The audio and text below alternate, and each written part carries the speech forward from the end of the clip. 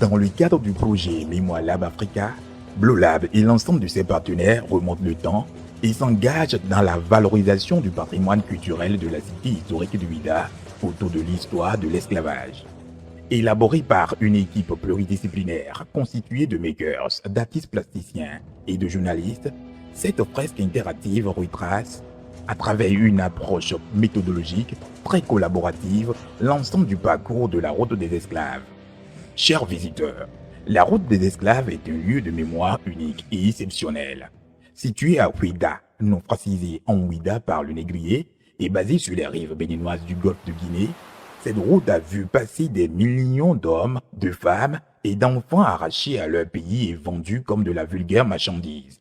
Didier Kouenoudé, maître de conférences en histoire de l'art, et Atu Vido, historien-chercheur à l'université d'Abomey-Calavi, nous renseigne sur le projet Route de l'esclave. La route de l'esclave, c'est un ensemble d'itinéraires. Et quand on parle de route de l'esclave, il ne faut pas penser que cela se circonscrit exclusivement au Bénin.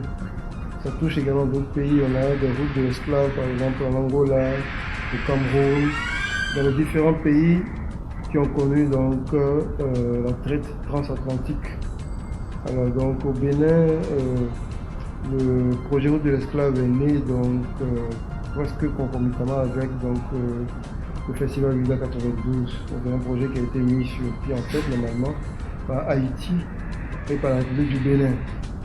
Donc ce projet Route de l'esclave était de pouvoir, si vous voulez, retracer le parcours effectué par le captif lorsqu'il avait été capturé jusqu'à leur embarquement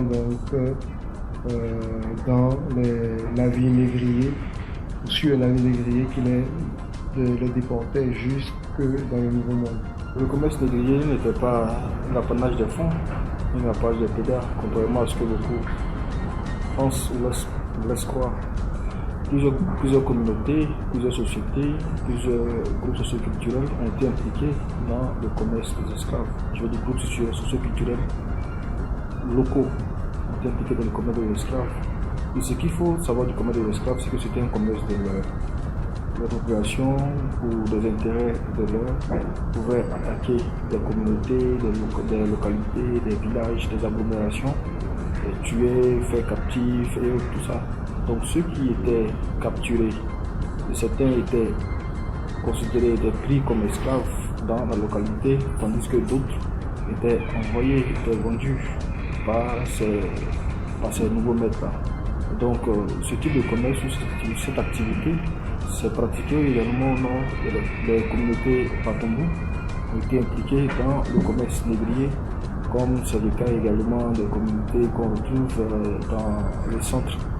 dans le centre nord du Bénin, comme les communautés Tchabé et autres, Idacha, Mari, ont été impliquées dans le commerce des esclaves, donc il y a eu des déferlements de ces communautés serviles-là jusqu'au sud de notre pays.